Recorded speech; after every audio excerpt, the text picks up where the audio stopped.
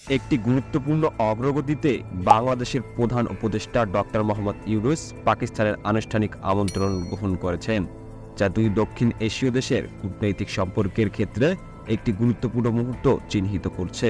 এই সফরটি দ্বিপাক্ষিক সম্পর্ক আরও গভীর করবে এবং বিশেষত বাণিজ্য, প্রতিরক্ষা এবং আঞ্চলিক স্থিতিশীলতার মতো ক্ষেত্রে সহযোগিতার নতুন পথ খুলবে বলে আশা করা হচ্ছে। তবে এই সফরটি ভারতেও উত্তেজনা তৈরি করেছে, কারণ বাংলাদেশের প্রধান উপদেষ্টার পাকিস্তান সফর ভারতের আঞ্চলিক কৌশলগত পরিকল্পনায় কিছু অস্বস্তি তৈরি করতে পারে।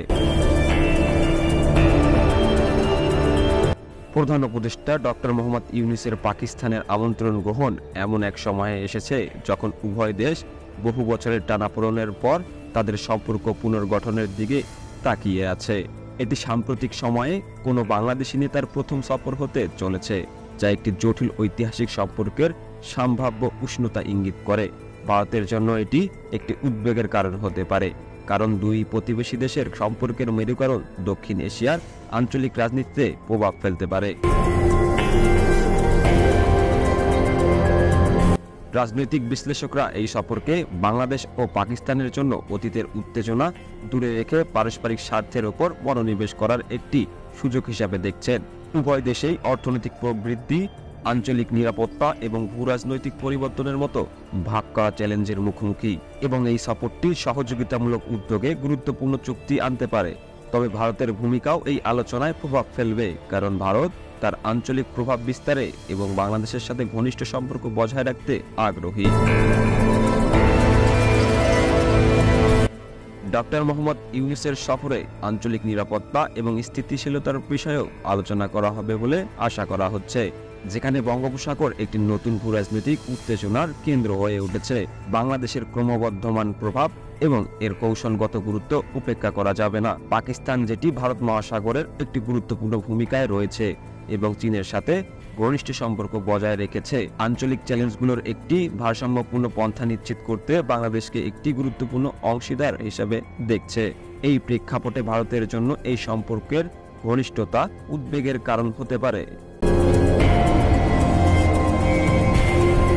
আলোচনায় দক্ষিণ এশীয় বিষয়ে ভারতের ভূমিকা এবং চীন পাকিস্তান অর্থনৈতিক করিডোরের বিকাশমান গতিশীলতা, আরও বিস্তৃত ভূরাজনৈতিক উদ্বেগের বিষয়েও আলোচনা হতে পারে, যা ভবিষ্যতে অংশীদারিত্ব গঠিত হলে বাংলাদেশের জন্য অর্থনৈতিক সুবিধা আনতে পারে। এই সম্ভাবনা ভারতের জন্য একটি সতর্কবার্তা হতে পারে, কারণ সিপিএসি সংক্রান্ত কোনো চুক্তি ভারতীয় কৌশলগত স্বার্থে প্রভাব ফেলতে পারে। ডক্টর মোহাম্মদ ইউনূসের পাকিস্তান সফর উভয় দেশের জন্য তাদের সম্পর্ক পুনর্গঠনের একটি ঐতিহাসিক সুযোগ উপস্থাপন করেছে। তার সফরের বিশদ বিবরণ চূড়ান্ত হওয়ার সাথে সাথে একটি কূটনৈতিক অগ্রগতির প্রত্যাশা বাড়ছে, যা বাণিজ্য, প্রতিরক্ষা এবং আঞ্চলিক সহযোগিতায় শক্তিশালী সম্পর্কের পথ প্রশস্ত করতে পারে। একই সঙ্গে ভারত এই নতুন সম্পর্কের গতিপথ নিবিড়ভাবে পর্যবেক্ষণ করবে এবং তাদের আঞ্চলিক স্বার্থ রক্ষা করার চেষ্টা করবে। এই সফরটি একটি ঐতিহাসিক ঘটনা হতে চলেছে, যা বাংলাদেশ পাকিস্তানের ভবিষ্যৎ সম্পর্কের দিকে বৈশ্বিক মনোযোগ আকর্ষণ করবে। উভয় দেশ পারস্পরিক সুবিধা এবং সহযোগিতার একটি নতুন যাত্রা শুরু করতে প্রস্তুত, যা সম্ভবত দক্ষিণ এশিয়ার কূটনীতিতে একটি নতুন অধ্যায় সৃষ্টি করবে। কিন্তু এই নতুন অধ্যায় ভারতের জন্য আরও জটিলতা তৈরি করতে পারে, কারণ বাংলাদেশ ও পাকিস্তানের মধ্যকার ঘনিষ্ঠতা ভারতের আঞ্চলিক প্রভাব বিস্তারের পরিকল্পনায় চ্যালেঞ্জ তৈরি করতে পারে।